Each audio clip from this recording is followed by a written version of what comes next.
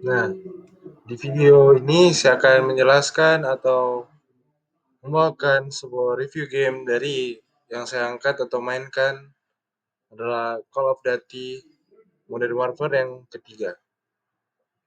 Nah, di sebelah kanan terdapat game review yang saya akan angkat atau poin-poin pentingnya. Di sini ada basic gameplay from existing game mechanic used in content game. Kemudian juga ambience and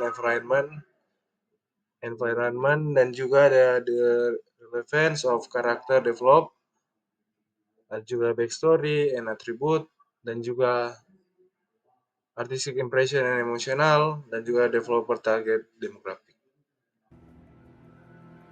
Nah, kita bisa lihat game awal dari game Call of Duty MW3, tampilan awalnya atau game menunya.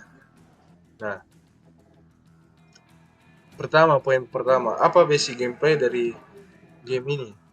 Kalau bicara basic gameplaynya, modern COD MW3 ini masih setia sama formula khas seri Call of Duty lainnya, yaitu first person shooter dengan atau FPS dengan kontrol yang responsif, aksi cepat, dan momen-momen script sinematik yang buat kita itu rasa kayak nonton film perang atau suasana kita ikut perang gitu. Jadi filmnya itu serasa kita ada di tengah perang. Nah, sistemnya juga M3 ini adalah open combat, ada juga yang open combat mission, di mana pemain tidak dipaksa lewat jalur linear. Kita bisa explore area yang luas, sambil juga ada senjata, equipment sesuai situasi, bahkan pilih sendiri cara kita menyelesaikan misi, yaitu kita bisa barbar atau terserah pemain, bisa juga namanya siki-siki atau sembunyi-sembunyi. Nah, tapi dasarnya tetap familiar yang buat fans COD itu tahu dia nembak di pergerakan sembunyi balik cover atau sesekali juga mengikuti perintah dari karakter lain dalam tim. Nah, kemudian yang kedua game mekanik. Game mekanik used in a contemporary game. Nah, soal mekaniknya Modern Warfare 3 ini nyatuin kayak old school COD dengan elemen modern. Contohnya kayak loadout customization di tengah misi, sistem looting senjata dari musuh, sampai ada juga armor plate kayak di Warzone.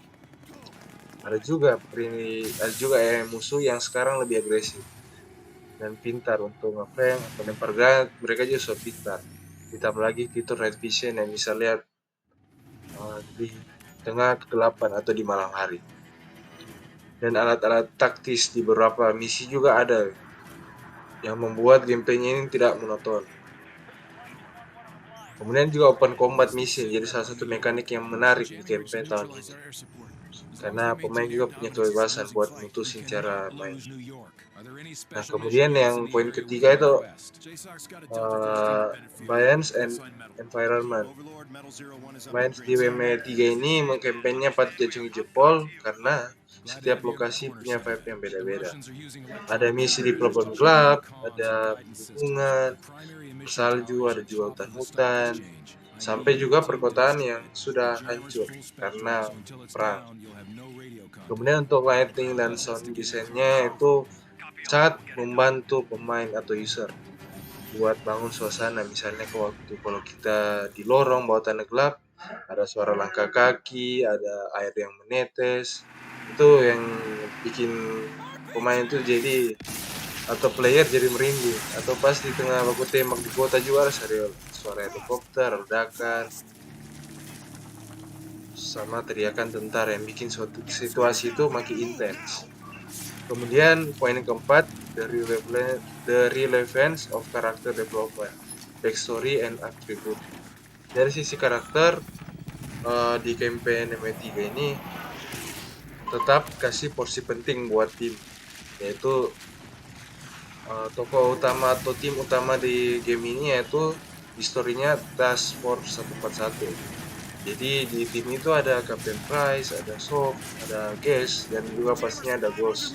Dimana ini mereka dalam satu tim task force 141. Jadi mereka itu hubungan antar karakter makin dalam, apalagi dengan ancaman utama dari peran protagonis di atau antagonis di dalam game ini, yaitu Makarov, itu sebagai teroris atau lawan dari player.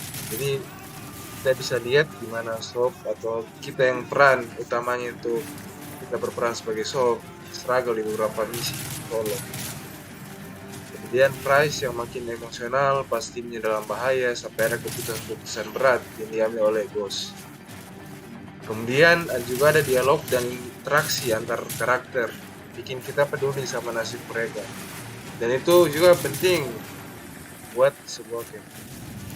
Backstory tiap karakter juga masih diselipin lewat cutscenes dan percakapan juga di misi. Biar pemain, kita sebagai player itu mengerti alur dari game ini atau konfliknya kita mengerti pahami. Kemudian ada artistic impression dan emotional response. Secara artistik, campaign MW3 ini tampil sudah bisa dibilang keren. Karena visualnya juga realistis, detail wajah, karakter yang hidup, efek ledakan juga sinematik. Dan transisi dari cutscenes ke gameplay yang bisa dibilang sudah cukup mulus. Atau bisa dibilang sangat mulus. Beberapa juga momen emosional berhasil disajikan tanpa baik, seperti anggota tim yang tiba-tiba terancam atau ambil keputusan moral di momen kritis.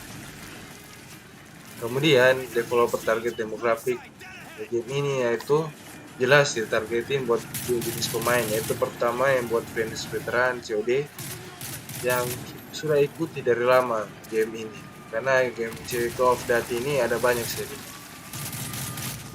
Mereka bakal dapat janji konflik juga seru lawan musuh-musuh yang lawan Makarov yang peran antagonis hampir. Jadi kedua juga buat pemain casual yang suka campaign, sinematik dan gameplay yang fleksibel. Kita juga nggak harus main COD seri sebelumnya buat kita nikmati atau